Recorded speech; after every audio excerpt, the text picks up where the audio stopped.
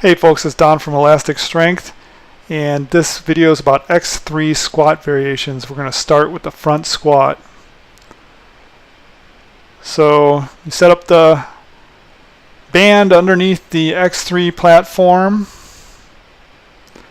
and attach the bar to the band.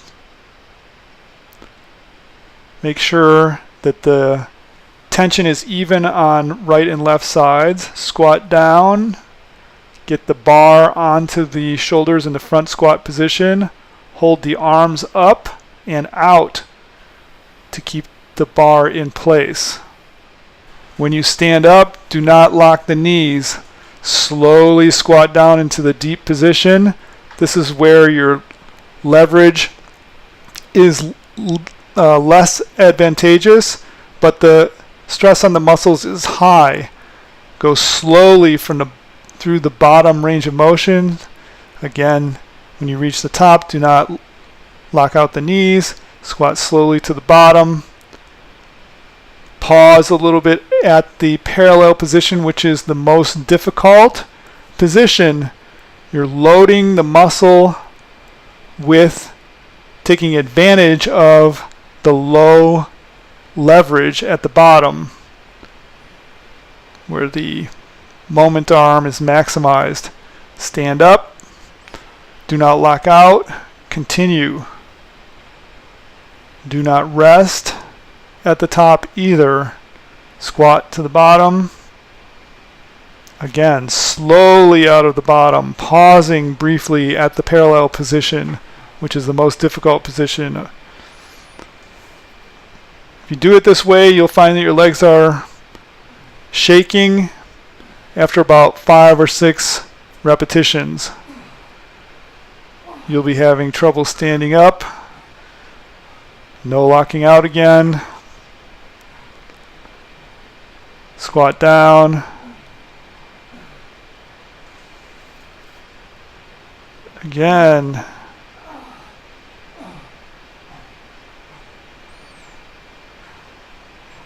Last repetition for me. Can't get up from parallel. Done.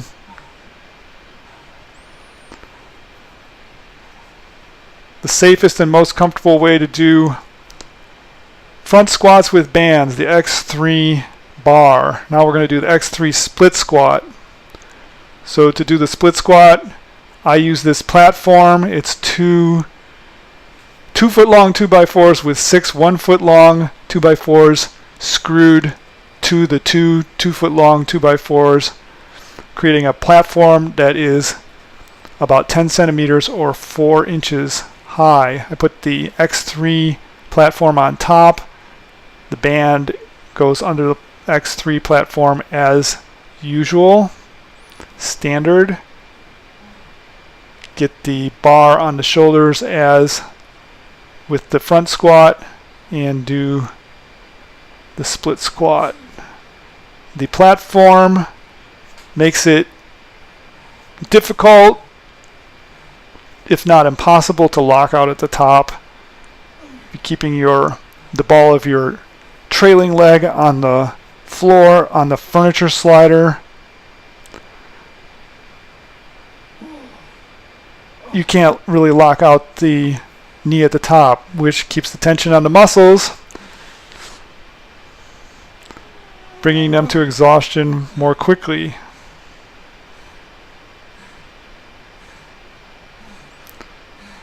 Now I like this variation of a split squat because I train for the front split, and moving in a slow controlled fashion increases the strength of the muscles for the full split, which is what you need for a full front split. It's about muscle strength as much as flexibility or mobility. When you finish, you just unload off the front and you're done.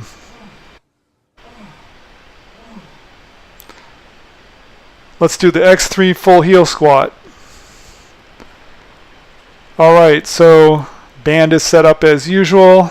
Standard procedure. Attach the bar to the band.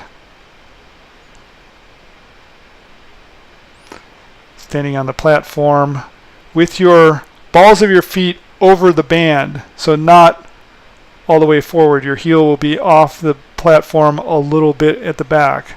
Squat down on the balls of your feet. Put the bar up on your shoulders as with the front squat. Keep your arms up and out to hold the bar in position. Stand up, don't lock out. Slowly squat down. Again, this exercise is very good for making your knees healthy if you move in a slow and deliberate fashion. If you drop into the bottom position and bounce out, you are going to damage your knees with impact forces. If you move into the bottom position slowly, under control, under muscular control, so that the muscles are bearing your weight, not the joint tissues, you will stimulate cartilage repair and growth, so your knee cartilage will become healthier rather than less healthy. Don't lock out at the top. Squat slowly to the bottom where your thighs are parallel to the floor and back of thighs is touching the calves. You'll notice that I breathe very deeply while doing this because there is a continuous tension on the largest muscles of the body, the thighs and hips in these exercises. You will go into oxygen debt very quickly. You should be breathing like a freight train by the end of any of these exercises. If you're not, then you're not efficiently loading the muscles. You don't have enough resistance on the band. You're not working hard enough.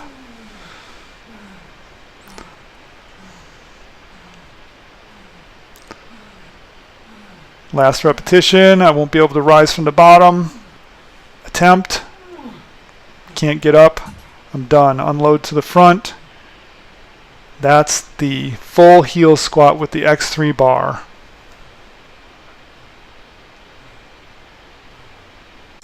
Alright, next is the X3 Cossack squat.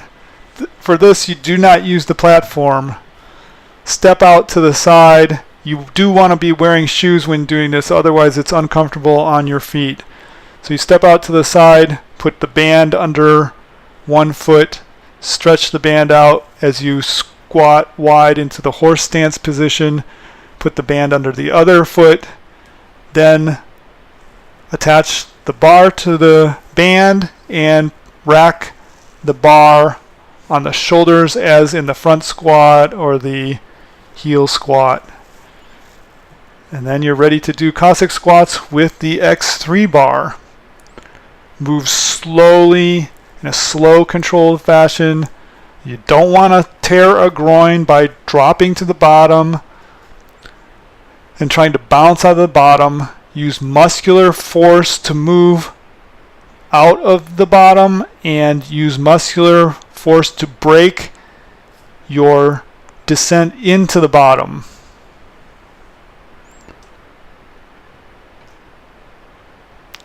Continue in this fashion until you've done the required time under load, which I recommend is 90 to 120 seconds per leg, so it's going to be about 3 to 4 minutes for an entire set.